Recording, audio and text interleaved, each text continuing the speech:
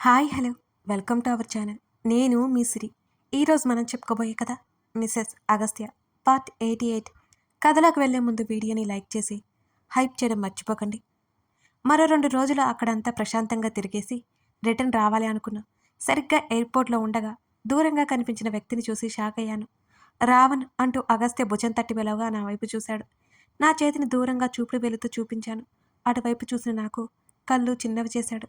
David అస్పష్టంగా పలికాడు. వీడెందుకు ఇక్కడికొచ్చాడు మళ్ళీ? తనలో అనుకున్నట్టుగా పైకే అన్నాడు అగస్త్య. నేను కూడా అదే అనుకుంటూ చూశాను. మా వైపు నడుస్తూ వస్తుంటే నేను అగస్త్య వెనక్కి వెళ్ళిపోయి తొంగి చూశాను. వాడి ముఖానికి నా భయపడాలా? నా చేతిని పట్టుకుని లాగి నన్ను పక్కన నిల్చోబెట్టుకున్నాడు అగస్త్య. నా చుట్టూ చెయ్యేసి గట్టిగా దగ్గరికి లాక్కున్నాడు నన్ను. హలో చెయ్యి ఊపాడు. నేనైతే ఏమీ మాట్లాడలేదు. అగస్త్య సీరియస్గా చూస్తున్నాడు డేవిడ్ వంక. మాఫియా ఇంత పబ్లిక్ ప్లేస్లో తిరుగుతుందంటే ముందు ముందు రోజుల్లో దేశాలే కూలిపోతాయి. అగస్త్య సీరియస్గా అన్నాడు. డేవిడ్ బదులుగా నవ్వాడు. నీ వల్ల నా సామ్రాజ్యం మొత్తం కూలిపోయింది. ఇప్పుడు వ్యాపారం చేసుకుంటూ బ్రతుకుతున్నాను నేను అని అదే నవ్వుతూ అన్నాడు. ఓహో, మనల్ని చంపే వ్యాపారమా? మనుషుల్ని చంపే వ్యాపారమా? వెటకారంగా అడిగాడు అగస్త్య. లేదు, మీరేంటిక్కడ అని డేవిడ్ చాలా మామూలుగా అడిగాడు. నీకు అనవసరం అన్నాడు అగస్త్య. నేనైతే నా బిజినెస్ పని మీద వచ్చాను. మీరు కనిపించారు, అందుకే మాట్లాడడానికి వచ్చాను. నా వల్ల మీకు ఎటువంటి హాని ఉండదు. అసలే మీరు మా మమ్మీకి కావలసిన వారు అని నవ్వుతూ అన్నాడు డేవిడ్. నా చేతిని పట్టుకుని అక్కడి నుంచి లాక్కొచ్చేశాడు అగస్త్య. వెనక్కి తిరిగి చూశాను నేను. డేవిడ్ చెయ్యి ఊపాడు. హమ్మయ్య, ఇతని వల్ల తమకేమీ హామీ ఉండదులే అనుకున్నాను. అప్పుడు తెలీదు ఈ డేవిడ్ భవిష్యత్తులో మాకెంత ఉపయోగపడతాడో అనేది. హైదరాబాద్ వచ్చేసాం. ఒకవైపు నా రిజల్ట్స్ కోసం వెయిటింగ్, మరోవైపు నా హస్బెండ్తో బిజీ. లైఫ్ ఎంతో హాయిగా గడిచిపోతోంది. మా డాడీ విహారయాత్రలో బిజీ. అప్పుడప్పుడు వాళ్ళ అమ్మగారిని తలుచుకుంటాడు అగస్త్య. అంతకంటే అతనిలో ఇంకేం నిరుత్సాహం లేదు, ఇంకేం నిరాశ లేదు. ఆమెను తెచ్చివ్వడం ఎవరి వల్ల కాదు, కానీ ఆ లోటుని పూడ్చడానికి నేను నిరంతరం ప్రయత్నం చేస్తూనే ఉంటాను. ఓ రోజు నేను విన్నీ దగ్గరికి వెళ్ళాను. పాపం చాలా బాగుంది పాప కూడా. విన్నీ వాళ్ళ అమ్మగారు, అత్తగారు ఇద్దరు పాప దగ్గరే ఉన్నారు. పాపను చేతుల్లోకి తీసుకున్నాను. విన్నీ మా ఇద్దరిని ముచ్చటగా చూస్తుంది. దీనికి ఏం పేరు పెడుతున్నావు విన్నీ? పాప చేతిని పట్టుకుని ముద్దు పెట్టుకున్నాను నేను. ఇంకా ఏమీ అనుకోలేదు. ఏమైనా పేర్లు చెప్పు అని అడిగింది నన్ను. నీ కూతురికి నువ్వే పేరు పెట్టుకుంటేనే బాగుంటుంది. నేను కాదు. అదేంటే అలా అంటావు? రేపటి రోజున దానికి పేరు నచ్చలేదనుకున్నా నన్ను తిట్టిపోస్తుంది. అవసరమా నాకు ఇదంతా అని భుజాలు కదిలించగానే విన్ని కళ్ళు తేలేసి, అబ్బా అలా ఏమీ అవ్వదులేవే, మంచి పేరు చెప్పు అని అడిగింది. నాకు తెలియదు బాబు, నీకు మీ వారికి మీ ఫ్యామిలీకి ఉంటుంది కదా, అందరూ కలిసి ఆలోచించుకుని బాగా నిర్ణయం తీసుకుని పెట్టుకోండి అని నేను సలహా ఇచ్చాను. నేను పేరు పెడితే ఏం బాగుంటుంది? ఆ పాప కోసం, ఆ చిన్ని మనసు కోసం ఎన్ని మనసులు తలదిల్లిపోయాయో నాకే తెలుసు. బుజ్జి తల్లి ఎంత ముద్దుగుంది. దాని బుగ్గలు పునికి ముద్దు పెట్టుకున్నాను. అసలు ఏమాత్రం ఏడవకుండా కుదురుగా నా ఒడిలో ఒదిగిపోయింది. విన్నీ, నీ కూతురు నన్ను వదిలిపెట్టట్లేదే అన్నాను. నువ్వు బాగా నచ్చావేమో అని నవ్వింది విన్ని. ఈవినింగ్ వరకు గడిపి నేను అక్కడి నుంచి ఇంటికొచ్చేశాను. రోజులు ఎంతో హాయిగా ముందుకు వెళ్ళిపోతున్నాయి. నా రిజల్ట్స్ వచ్చే రోజు, ఆ రోజు డాడీ కూడా వచ్చారు. డాడీ ఇంటికి వెళ్ళిపోతాను అంటే బలవంతంగా నా దగ్గరికి రప్పించాను నేను. అగస్త్య డాడీ ఎప్పటినుంచో మొహమాటాలు లేకుండా చాలా బాగా మాట్లాడారు. ఇప్పటికి కూడా మాట్లాడుకుంటూనే ఉన్నారు. నన్ను ఇద్దరు పట్టించుకోవట్లేదు అన్నాను ఇద్దరిని అరకగా చూస్తూ. ఏమైంది బేబీ? డాడీ మాటలకు నేను మూతి ముడుచుకున్నాను. ఇక్కడ నేను టెన్షన్లో చచ్చిపోతున్నాను. ఆ మాటకి అగస్త్య నన్ను కొట్టేలా చూశాడు. నాలుక ఖర్చుకొని అదే అదే ఇవాళ నా రిజల్ట్స్ కదా గుర్తులేదా? తన చూపులకు తప్పించుకుంటూ నేను డాడీ వైపుకి చూస్తూ చెప్పాను. దానికి అంత టెన్షన్ ఎందుకు బేబీ? ఇప్పుడు కాకపోతే నెక్స్ట్ ఇయర్ నేను పాస్ చేయించే బాధ్యత నాది. డాడీ మాటలకు అగస్త్య వైపు చూస్తూ గర్వంగా కళ్ళు ఎగరేశాను. ఏడ్చావులే అన్నట్టున్నాయి తన చూపులు. డాడీ పక్కన కూర్చొని డాడీ భుజం మీద తలవాల్చాను. లేదు డాడీ, నేను చాలా కష్టపడి చదివాను, పాస్ అవుతానులే అని గారాల పోతూ చెప్పాను. Very good. నేనేదో చిన్నపిల్లలను అయినట్టు డాడీ నన్ను పొగుడుతుంటే అగస్త్య చిన్నగా నవ్వాడు. నేను మూతి తిప్పాను. తనే నా రిజల్ట్స్ చూశాడు. 65% చూడగానే నా కళ్ళు తేలేశాను నేను. ఆ షాక్ నుంచి తేరుకొని గట్టిగా అరిచాను సంతోషంతో. మా డాడీ అయితే నన్ను తెగ పొగిడారు.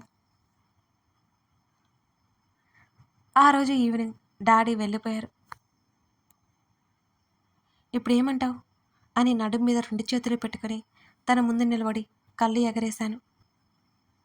పర్లేదంటాను. తన మాటలకు ఏడుపు మొహం వేశాను. పర్లేదు అంటావా? అంత బాగా మార్కులు వస్తే అని గయ్యమంటూ తన ముందుకెళ్ళాను. నా నడుము చుట్టూ చేతులు వేసి నన్ను దగ్గరికి తీసుకున్నాడు. నేను వెళ్ళి తన ఒడిలో పడ్డాను. నా ముఖం మీద పడుతున్న జుట్టును సరిచేశాడు తను. ఏంటి ఇప్పుడు నేను నిన్ను పొగడాలా అని నా కళ్ళల్లోకి చూస్తూ అడిగాడు అగస్త్య. రూల్ ప్రకారం పొగడాలి కదా మరి అని మూతి పక్కకు పెట్టుకున్నాను నేను. నా అప్రిషియేషన్ మామూలుగా ఉండదు అని నా పెదవి మీద రాస్తూ చెప్పాడు. ఏంటో అది కావాలి అని కవ్వించాను నేను. నా అప్రిషియేషన్ని బేర్ చేయగలవా? కనుబొమ్మలు ఎగరేస్తూ అడిగాడు అగస్త్య. తేడాగా మారిపోయిన తన చూపులను నేను గమనించాను. అడ్డంగా తల ఊపాను నేను. లేదు లేదు, నిన్ను అప్రిషియేట్ చేయాల్సిందే. అందుకే నాతో సహా వెనక్కి వాలిపోయాడు. తన మీద ఉండిపోయి తన ముఖంలోకి చూడలేక తన ఛాతీలో ముఖం దాచేసుకున్నాను నేను. సరిగ్గా అదే సమయంలో ఫోను మోగింది. అగస్త్య విసుగ్గా చూశాడు ఆ ఫోను వంక. ఈ టైంలో చేశారంటే ఏదో అవసరమైంది పనే ఉంటుంది చూడు అన్నాను తన మీద నుండి దిగాలని చూస్తూ. నన్ను తను కదలనివ్వలేదు. చేతిని చాసి ఫోన్ అందుకున్నాడు అగస్త్య. క్రిష్ పేరు కనిపించింది. ఈ టైంలో క్రిష్ ఫోన్ చేస్తున్నాడేంటో అర్థం కాలేదు. చెప్పరా అని స్పీకర్ ఆన్ చేసి పక్కన పెట్టిన గడ్డం మీద పెదవులు లేపాడు. విను. తన నోటికి చేయడ్డు పెట్టాను. అన్నయ్య, పెదనానికి సీరియస్ అయింది. ఆ మాటలకి ఇద్దరం ఉలిక్కి పడ్డాం మేము ఒక్కసారిగా. వెంటనే ఫోన్ చేతుల్లోకి తీసుకోగానే నేను పక్కకు వాలాను. క్రిష్, తను విన్నది నిజమో కాదా అన్నట్టు మరోసారి అడిగాడు అగస్త్య. అవునన్నయ్య, పెదనాన్న కండిషన్ సీరియస్గా ఉంది. Heart attack. ఇప్పుడే హాస్పిటల్కి తీసుకొచ్చి నీకు కాల్ చేస్తున్నాను. క్రిష్ గొంతులో ఆదుర్ద స్పష్టంగా తెలుస్తోంది. నేను వెంటనే బయలుదేరి వస్తున్నాను క్రిష్ అని అంటూ హాస్పిటల్ డీటెయిల్స్ కనుక్కొని కాల్ కట్ చేశాడు అగస్త్య. తను గబగబా టీషర్ట్ తగిలించుకొని ఉండగలవా అని అడిగాడు నన్నే చూస్తూ. అప్పటికే తనతో పాటు వెళ్ళడానికి సిద్ధమైపోయాను నేను. అడ్డంగా తల ఊపాను ఉండలేను అన్నట్టుగా. నన్ను ఒకసారి ఇక ఒక్కదాన్ని వదలడం ఇష్టం లేక తనతో పాటు నన్ను ఇంటికి తీసుకెళ్ళిపోయాడు. మేము వెళ్ళేసరికి క్రిష్, అనిక, జయంతి ఆంటీ, క్రిష్ వాళ్ళ నాన్నగారు నలుగురు అక్కడే ఉన్నారు. బామ్మ నిద్రపోయిందని విషయం చెప్పలేదట. ఆ టైంలో చెప్తే ఆమె కంగారు పడుతుందని ఎవరు బామ్మకి అంకుల్ సీరియస్ అయిందన్న విషయం చెప్పలేదు. ఎలా ఉంది? అగస్త్య కంటే ముందు నేనే అడిగాను వాళ్ళని ఉండబట్టలేక. ఇంకా ఏం చెప్పలేదు వదిన. క్రిష్ మాటలు చాలా దిగాలుగా వచ్చాయి. అగస్త్య ఎవరితో మాట్లాడలేదు. వెయిటింగ్ చైర్స్లో కూర్చున్నాడు. అతనితో మాట్లాడడానికి ఎవరూ ధైర్యం చేయలేదు. అసలు ఎలా జరిగింది అని అడిగాను నేను అగస్త్య మనసులో ఉన్న సంశయాన్ని అర్థం చేసుకుంటూ. భోజనం చేయమంటే వద్దన్నారు. నిద్ర పట్టట్లేదని బాల్కనీలో వాక్ చేస్తున్నారు. నేను ఫోన్ కాల్ మాట్లాడడానికి బయటికి వచ్చాను. ఆయన దగ్గరికి వెళ్ళి అడిగేలోపే ఆయన వల్లంతా చెమటలు పట్టాయి. నేను ఏమైంది అని అడుగుతుండగానే అన్కంఫర్ట్గా ఉంది అంటూ గుండెల మీద చెయ్యి వేసుకుని వెనక ఉన్న సోఫాలో పడిపోయారు. ఒక్క క్షణం నాకు ఏం చేయాలో అర్థం కాలేదు. వెంటనే హాస్పిటల్కి తీసుకువచ్చేశాను నేను. అనిక, ఆ తర్వాత అత్తయ్యకి డాడీకి ఫోన్ చేశాను అని వివరించాడు క్రిష్. నాకు గుండె జల్లుమంది క్రిష్ మాటలు వింటుంటే. ఆ టైంలో క్రిష్ చూడకపోయి ఉంటే అంకుల్ పరిస్థితి ఏంటి అని నాకు విపరీతమైన భయం వేసింది. భయంగా అగస్త్య చేతిని పట్టుకున్నాను నేను. తను నా చేతి మీద చేయి వేసి నా వైపుకు చూశాడు. ఏం కాదన్నట్టుగా. తన చూపులతోటే కంగారు పడొద్దన్నట్టు శాసిస్తున్నాడు నన్ను. నేను తల ఆడించి తన చేతిని గట్టిగా పట్టుకొని ఒడిలో పెట్టుకున్నాను. ఇప్పుడు అంకుల్ కూడా లేకపోతే తనకంటూ ఎవరు ఉండరు. నాకు బాగా భయం వేసింది ఒక్కసారిగా. అగస్త్య ఫీలింగ్ ఏంటో బయటకి కనిపించట్లేదు, కానీ తను లోపల ఆదుర్ద ఏంటో నాకు అర్థమవుతూనే ఉంది. తను ఏదైనా కంగారులో ఉన్నప్పుడు తన చూపులు అస్సలు నిలకడగా ఉండవు. ఏదో ఆలోచిస్తున్నట్టు అటు ఇటు కదులుతూనే ఉంటాడు. ధ్యాసంతా ఎక్కడో ఉంటుంది అగస్త్యకి. మరో అరగంట తర్వాత డాక్టర్ బయటికి వచ్చాడు.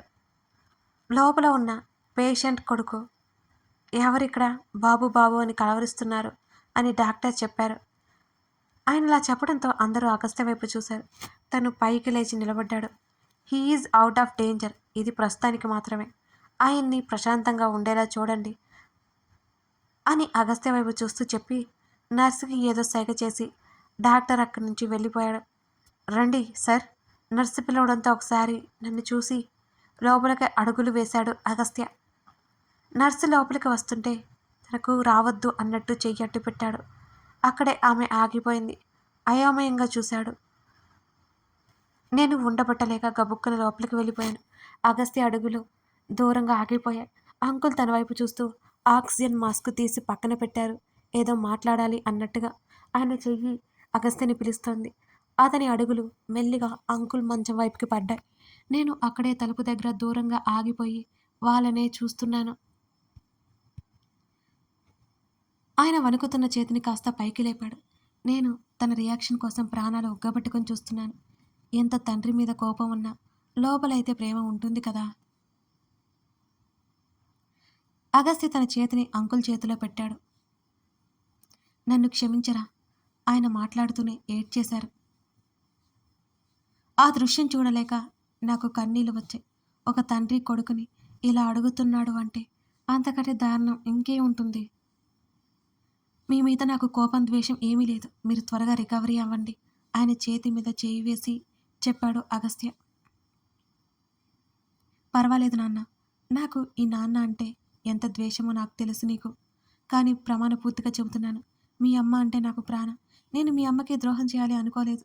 నాకే తెలియకుండా నా వల్ల తప్పు జరిగిపోయింది అని చెప్తూ అగస్త్య చేతిని నుదురికి ఆనించుకున్నాడు ఆయన. ఆయన కన్నీళ్లు పెట్టుకుంటుంటే నేను అలాగే చూస్తున్నాను. ఇప్పుడు ఇవన్నీ ఎందుకు, తర్వాత మాట్లాడుకుందాం అని ఆ నిమిషం ఆయనకు సర్ది చెప్పడానికి ప్రయత్నం చేస్తున్నాడు అగస్త్య. లేదు, నన్ను మాట్లాడనివ్వరా. మళ్ళీ మళ్ళీ నా ప్రాణాలు పోతే నేను అసలు ఎప్పటికీ చెప్పాలనుకున్నది చెప్పలేను.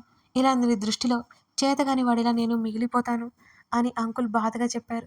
నాకు తెలుసు, మీరు తప్పు చేయకపోయినా నష్టమైతే జరిగింది. దానికి ఎవరేం చేయలేరు. ముందు మీరు కోలుకోండి, తర్వాత మాట్లాడుకుందాం అని అగస్త్య చెప్పాడు. నచ్చజెప్పాడు ఆయనకి. ఈ నాన్నను క్షమిస్తావా? ఆయన అత్యంత దీనంగా అడుగుతున్నాడు. అగస్త్య కొన్ని నిమిషాలు అసలు ఏమీ మాట్లాడలేకపోయాడు. అతడు భారంగా ఊపిరి తీసుకుంటున్నాడు. చెప్పాను కదా, మీ మీద నాకు ఎటువంటి కోపం లేదు అని. మీరు ఇలా ఉంటే నాకేం బాలేదు. మీకు నేను ఎంత దూరంగా ఉన్నా మీరు బాగుండాలని కోరుకుంటాను. ప్లీజ్, మీకేం కాదు, నమ్మకం ఉంచండి. మీరు త్వరగా కోలుకొని వస్తే మనం త్వరగా మాట్లాడుకుందాం అన్నాడు కళ్ళని గట్టిగా మూసి తెరుస్తూ. నిజంగా తర్వాత నాతో మాట్లాడతావా? ఆయన ఎంతో ఆశగా అడిగాడు. మీరు క్షేమంగా వస్తే తప్పకుండా మాట్లాడుకుందాం అని అన్నాడు అగస్త్య. అగస్త్య చేతిని పట్టుకొని, ఈ చావు అంటే నాకు భయం లేదు. ఇప్పటికైనా మీ అమ్మ దగ్గరికి వెళ్ళిపోతాను, కానీ నాతో మాట్లాడతాను అన్నావు కదా, అందుకోసమైనా బ్రతకాలి నేను. అది చాలు నాకు. ఆయన ఉద్వేగపడుతూ ఉంటే ఆయనలో బీపీ ఒక్కసారిగా రైజ్ అయిపోయింది. వెంటనే నేను నర్సుని కేక వేశాను. ఆమె పరిగెత్తుకుంటూ లోపలికొచ్చింది. అంకుల్ అగస్త్య చేతిని అసలు వదలకుండా పట్టుకున్నారు. సార్, మీరు బయటకు వెళ్ళండి అని అంటూ అప్పటికే డాక్టర్కి కబురు పంపింది నర్స్. అగస్త్య కదల్లేదు, అలాగే చూస్తున్నాడు. అంకుల్ కూడా అగస్త్య వైపే చూస్తున్నాడు, అలాగే సూటిగా. నర్స్ ఇద్దరి చేతులను విడిపించింది. నేను అగస్త్యని బయటకు తీసుకొచ్చేశాను అంకుల్ రూమ్లో నుంచి. తను అక్కడ ఉండలేకుండా బయటికి వచ్చేశాడు. నేను తన వైపు వేగంగా పరిగెత్తాను. అప్పటికే క్రిష్ వాళ్ళంతా కంగారు పడుతుంటే అంకుల్ బాగానే ఉన్నారని చెప్పి అగస్త్య వెంట వచ్చాను. తను లిఫ్ట్లోకి కిందకి వెళ్ళిపోయాడు. నాకు బాగా భయం వేసింది. మెట్ల మీద నుండి నేను పరిగెత్తాను. నేను కిందకి వెళ్ళేసరికి తను బయట గేటు దాటేశాడు. చాలా నెమ్మదిగా నడుస్తూ వెళ్తున్నాడు. పరిగెత్తి నాకైతే ఆయాసం వచ్చింది ఒక్కసారిగా. తనని వెతుక్కుంటూ బయట చూశాను. అసలే రాత్రి, అందుకే నాకు ఈ భయం. తను ఫుట్బాల్ మీద కూర్చొని 2 చేతులు జుట్టులోకి పోనిచ్చి ఉన్నాడు. తల వంచుకొని కూర్చున్నారు. తను కాస్త దూరంలో కనిపించగానే ఆయాసపడుతూ ఆగిపోయి అక్కడే అరుపు తెచ్చుకున్నాను. అడుగుల వేగాన్ని తగ్గించి తన వైపుకు నడిచాను. తనకి ఎదురుగా నిల్చొని ఆర్ యు ఓకే? ఆయాసంతో రొప్పుతూనే అడిగాను. తను తల ఎత్తి చూసిన క్షణకాలం షాక్ అయ్యాడు. బహుశా నేను రాననుకున్నాడేమో అగస్త్య. తను తలాడించాడు. తన పక్కనే చతికిల పడ్డాను నేను. నువ్విలా రాగానే నాకెంత భయం వేసిందో తెలుసా? ఇంకా నాలో ఆయాసం పోలేదు. ఊపిరి భారంగా పీల్చుకున్నాను. నా చుట్టూ చెయ్యేసి I am okay. Don't worry senorita అని అన్నాడు అగస్త్య. ఇక నేను ఏమీ అడగలేదు తన్ని. అంకుల్‌కి ఏం కాదు అని ధైర్యం చెప్పాను. తన చేతి మీద చేయి వేసి. నాకు తెలుసు అన్నాడు అగస్త్య. మరి ఎందుకిలా ఇక్కడికి వచ్చి కూర్చున్నావు నువ్వు? అందరూ అక్కడ ఉన్నారు కదా! అన్నాను నేను తన్నే చూస్తూ. ఇందాక నుంచి నాతో మాట్లాడుతున్నాడే కానీ తన చూపులు రోడ్డు మీదనే ఉన్నాయి. కథ కొనసాగుతోంది. చక్రవర్తి ప్రాణాలకు ప్రమాదం పోతుందా? అగస్త్య ఇప్పుడు శ్రీదత్తో ఏం చెప్పబోతున్నాడు? ఇంకా వీళ్ళ కథ ఎటువంటి మలుపులు తిరగబోతుంది తెలుసుకోవాలి అంటే ఈ కథను మీరు పూర్తిగా చూడాల్సిందే. కథ నచ్చితే లైక్ చేసి మీకు ఏమనిపించిందో కామెంట్ చేయడం మర్చిపోకండి. అలాగే మన వీడియోస్ మీ స్నేహితులకి షేర్ చేసి ఇంట్రెస్ట్ ఉన్న వాళ్ళని తప్పకుండా చదవమని చెప్పడం మర్చిపోకండి friends. Thank you for watching this video.